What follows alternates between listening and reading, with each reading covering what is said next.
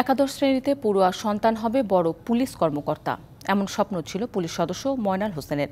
সেই স্বপ্ন শেষ হয়ে গেল কোটা সংস্কার আন্দোলন ঘিরে সহিংসতায়। 19 জুলাই রাজধানী যাত্রাবাড়ী এলাকায় গুলিবিদ্ধ হয়ে মারা যান সেই শিক্ষার্থী। 28 বছর বিভিন্ন আন্দোলন সংগ্রাম সামলানো পুলিশ কর্মকর্তার ছেলে মারা গেলেন সহিংসতায়। এমন মৃত্যু মানতে পারছেন না মা বাবা। 19 জুলাই শুক্রবার উত্তাল রাজধানীর যাত্রাবাড়ী। কোটা সংস্কার আন্দোলন ঘিরে পুলিশের সঙ্গে আন্দোলনকারীদের সংঘর্ষ, ধাওয়া পাল্টা ধাওয়া চলছে।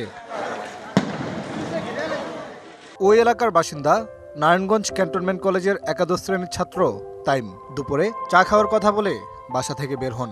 বাবার মানা সত্ত্বেও শরিক হন রাজপথে। ঢালাইয়ে দৃঢ়তা, নির্মাণে নিশ্চয়তা, প্রিমিয়ার সিমেন্ট, ঢালাইয়ের রাজা।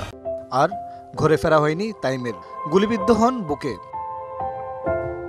পুলিশ উপপরিদর্শক ময়নাল হোসেনের 3 সন্তানের মধ্যে ছোট ছিলেন তাইম। বাবার স্বপ্ন ছিল ছেলে হবে বড় পুলিশ কর্মকর্তা, কিন্তু হয়ে গেল লাশ। দুপুরে পরে খবর পাইছি, আমরা এমনি শুনছি যে মারা গেছে, তো এইদিকে যদি না পাই তারপর ঢাকা মেডিকেল দিয়ে খুঁজে লাগবে। তাকে বলছি যে তুমি বেরোবে না, বেরোবে, বল চাটা খাইয়ে চলে আসবো, বলছে তার মায়ের কাছে বলে গেছে, আর কিছু না ভাইয়া। 28 বছর ধরে পুলিশে কর্মরত ময়নাল সামলেছেন অনেক আন্দোলন সংগ্রাম, কিন্তু এমন এক আন্দোলনে হারাবেন নিজের ছেলেকে, তা ছিল চিন্তার অতীত। 28 বছর চললাম আমি, নিজেকে মালিক আল্লাহ লাগবে না। আমার একটা ছেলে আর একটা ছেলে অনার্স শেষ করছে, তো নিজেকে কোন দিকে নেই তাদের বলা যাচ্ছে না। বিশ্ববিদ্যালয় পড়ুয়া 2 সন্তানকে নিয়েই বাঁচতে চান পুলিশের এই সদস্য। মোহন ইসলাম, ডিবিসি নিউজ, ঢাকা।